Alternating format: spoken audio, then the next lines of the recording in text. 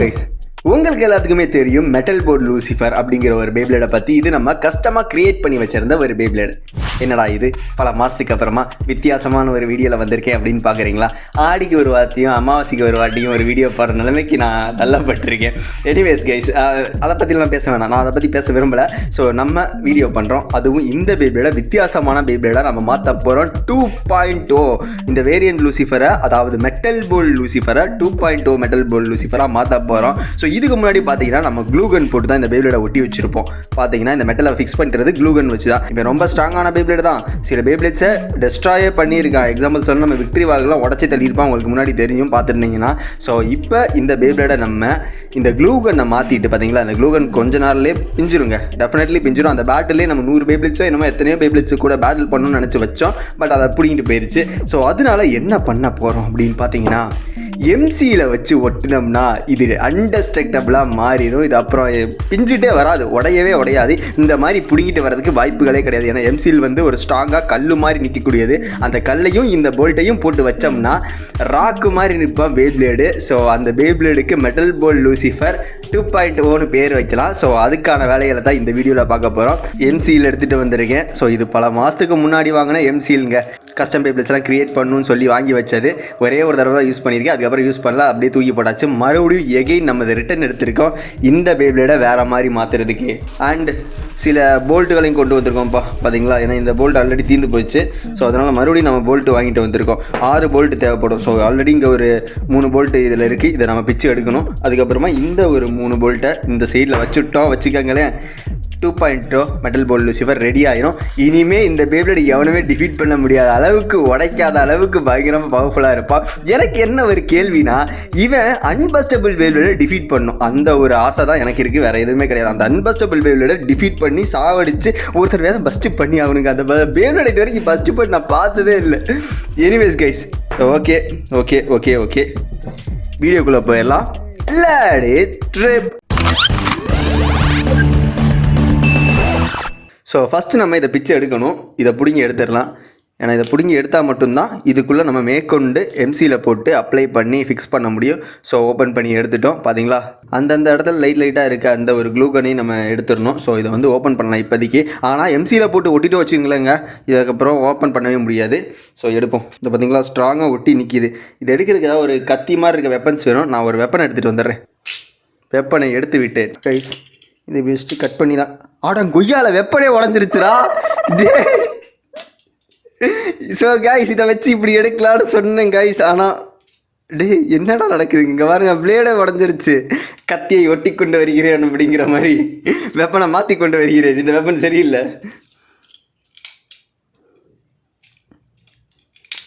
இந்தா எகைன் உடையுது. என்னடா இது குத்த குத்த உடஞ்சிக்கிட்டே இருக்குது. எங்கே அந்த கொல்லன்? அழைத்தீர்களா மன்னா? ஆமாம், இந்த கத்தியை யார் செய்தது? நான் தான் செய்தேன் மன்னா. எங்கே கொஞ்சம் பிடித்து இழுத்தேன். ஸோ கைஸ், சமயக்கட்டிலேருந்து கத்தி ஆட்டையை போட்டு வந்திருக்கோம்.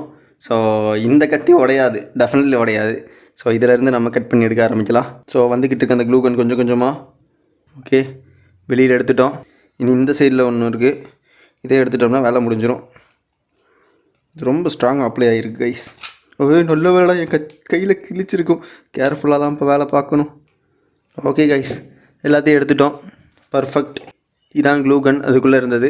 இது ஏதோ பிளாஸ்டிக் பார்ட்டு வேறு பிடிக்கிட்டு வந்துருச்சு உள்ளே, அந்த பேப்ளேடோட பிளாஸ்டிக் பார்ட்டு. எனிவேஸ், இதை நம்ம ஓரமாக வச்சிடலாம். இப்போது இந்த போல்ட்டில் இருக்க க்ளூகனை நம்ம கட் பண்ணி எடுக்கணும். எடுத்துட்டோம். ஓகே, இதையும் கட் பண்ணிட்டோம்.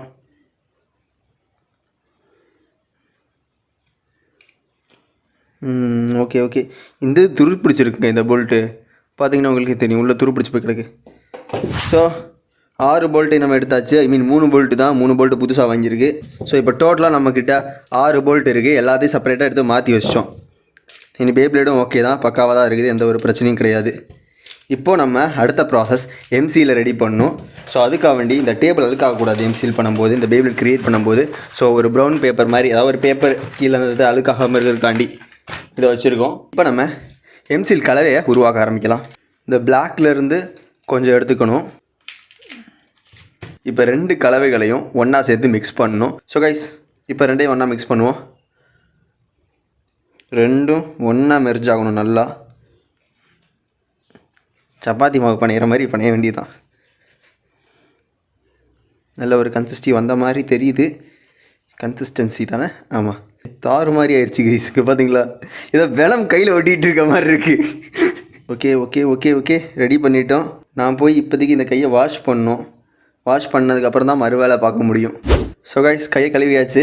இப்போக்கி நம்ம வேலை பார்க்க ஆரம்பிக்கலாம். இப்போ கொஞ்சம் பரவாயில்ல. ஸோ கொஞ்சம் எடுத்து இந்த அளவு வேணுமா இல்லை இந்த அளவு போதுமா? சரி, இப்படி வைக்கணும். இந்த அளவு வேணுமா? கொஞ்சமாக போதும்னு நினைக்கிறேன். ஜஸ்ட்டு இங்கே அதை க்ளோஸ் பண்ணிவிட்டு போல்ட்டை வச்சுட்டு கொஞ்சம் அப்ளை பண்ணி இந்த மாதிரி வச்சிடணும். ஒரு குறிப்பிட்ட அளவில் ஒட்டி பிடிக்கிற மாதிரி வச்சுருக்கோம்.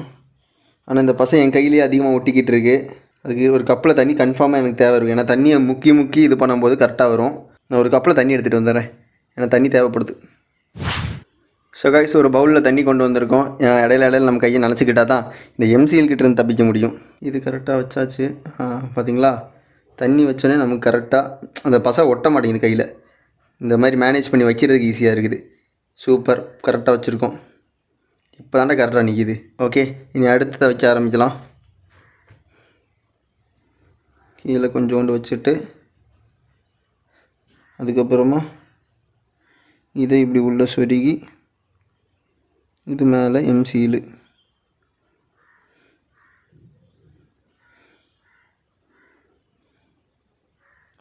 பர்ஃபெக்டாக வந்துக்கிட்டு இருக்கு கைஸ். நான் நினச்சதை விட நல்லாவே வந்துக்கிட்டு இருக்கு.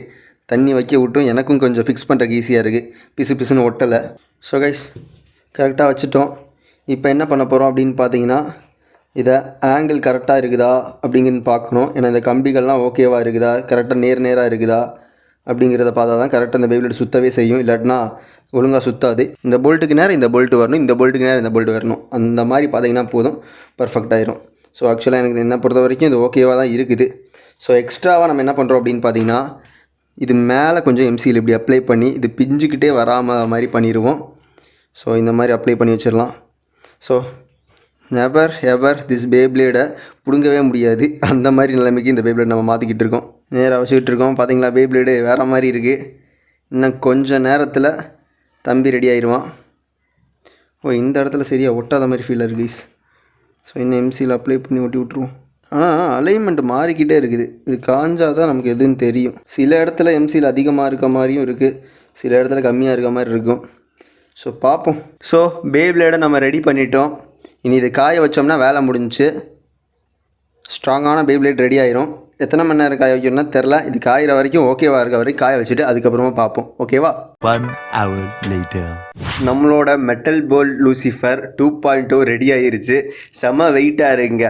ஸோ ஆக்சுவலாக பார்த்தீங்கன்னா இந்த போல்ட்டை நம்ம ஃபிக்ஸ் பண்ணி வச்சுட்டு எம்சியில் அப்ளை பண்ணிவிட்டு காய வச்சுன்னு வேலை முடிஞ்சுன்னு நினச்சேன். பட் அப்படி கிடையாது. இது ஒவ்வொரு தடவையும் போகும்போது அலைன்மெண்ட் மாதிரி கீழே விழுந்துக்கிட்டே இருந்துச்சு. ஸோ இதை நம்ம கையில் பிடிச்சிக்கிட்டு இந்த மாதிரி பொசிஷனில் பிடிச்சிக்கிட்டு நேராக இப்படி ஒரு பொசிஷன் பண்ணி வச்சுக்கிட்டே இருக்கணும். அதுக்கப்புறமா தான் கரெக்டாகவே வந்துச்சு. ஆனால் எப்படியோங்க பல மணி நேரம் போராட்டத்துக்கு அப்புறமா நம்ம மெட்டல் போல்ட் லூசிஃபரை ரெடி பண்ணிட்டோம். பாருங்கள், பேப்லேடா இல்லாட்டி வேறு எதுவுமான்னு தெரில, அந்த மாதிரி இருக்குது பேப்லேட். இனி உடையாது. வெயிட்டு தரமான வெயிட் கைஸ்.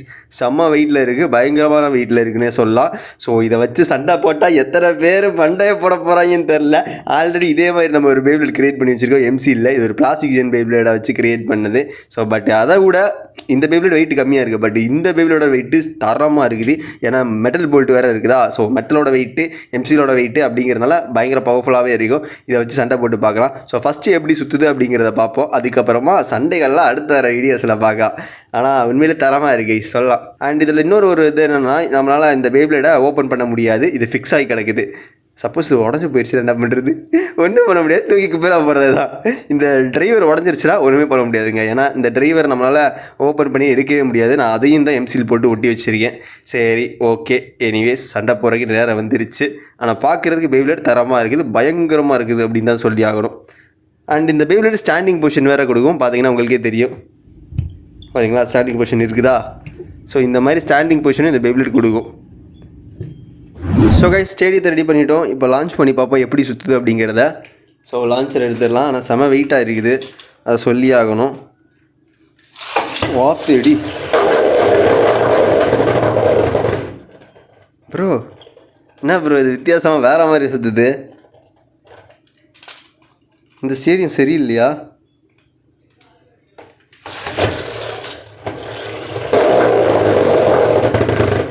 ஓஹா, டிரைவர் சரியில்லை. நம்ம வேறு டிரைவரை போட்டு வச்சுருந்துருக்கணும். இது ஸ்பீடே இல்லாமல் கீழே விழுகிறான். ஸோ 2.0 மொக்கையாக போயிடுச்சு அப்படின்னு தான் சொல்லி ஆகணும். ஏன்னா ப்ராப்பராக சுற்ற மாட்டேங்குது. சரி, ஓகே, ஃப்ளாட்டான சர்ஃபஸில் சுற்றினா எப்படி இருக்குதுன்னு பார்ப்போம். ஸோ நார்மலாக இதில் சுற்றி பார்க்கலாம்.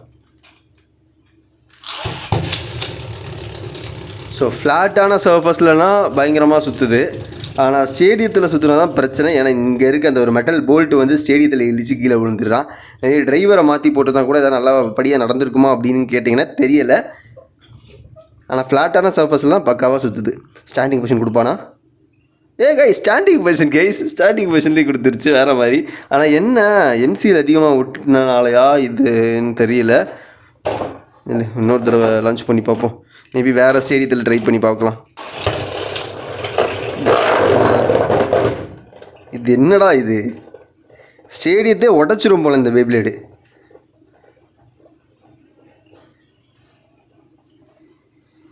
செஞ்சதெல்லாம் நல்லா தான் செஞ்சுருக்கேன். பட் ஏதோ ஒரு சின்ன பிரச்சனை ஆயிடுச்சு. அதான் சின்ன இல்லை, பெரிய பிரச்சனை ஆயிடுச்சு. இங்கே கார்னரில் போகும்போது ஆமாம் இது இடிச்சிருது. இல்லைங்க, வேறு ஸ்டேடியத்தை எடுப்போம். டிபி ஸ்டேடியத்தை லான்ச் பண்ணி பார்ப்போம். ஸோ டிபி ஸ்டேடியம் எடுத்திருக்கோம். இதை லான்ச் பண்ண எப்படி இருக்குன்னு பார்ப்போமா? இது அதை விட மோசமாக இருக்கும்னு நினைக்கிறேன். என்னடா அது ஸ்பெஷல் அட்டாக் மாதிரியே இருக்குது. ஆனால் ஜிபி ஸ்டேடியத்தில் கொஞ்சம் பரவாயில்ல மாதிரி இருந்துச்சு. ஒருவேளை இதோட ஸ்பெஷல் அட்டாக்னு வச்சுக்கலாங்க. ஸ்டேடியத்தை ஃபஸ்ட்டு அடித்து முடிச்சுட்டு அதுக்கப்புறமா சென்ட்ரல் நின்று சுற்றுவான். பட் பேப்ளேடுக்கு ஸ்டெமினாவும் கம்மியாக இருக்குது கம்பேர் பண்ணும்போது. ஸோ இது எந்த அளவுக்கு பவர்ஃபுல்லாக இருக்கும் அப்படிங்கிறது தெரில.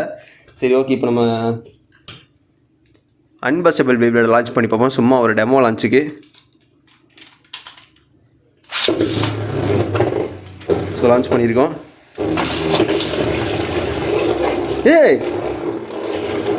இப்போ அது இடிக்கவே இல்லைங்க, தெரியுது அவங்களுக்கு. இப்போ இடிக்கவே கிடையாது.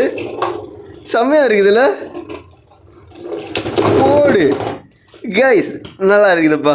பர்ஃபார்மன்ஸில் பயங்கரமாக தான் பண்ணிக்கிட்டு இருக்கான். இப்போ இடிக்கலை. ஐ மீன் ஸ்டாண்டர்ட் ஸ்டேடியத்தில் விட இந்த டிபி ஸ்டேடியத்தை சுற்றுறதுக்கு தான் நல்லா இருக்குது அப்படின்னு சொல்லலாம். அதுவும் இல்லாமல் ஒரு ப்ராப்பராக லான்ச் பண்ணோன்னா ஓகேவாக இருக்கும். பஸ்டர் எக்ஸ்காலிபர் லான்ச் பண்ணுவோமா?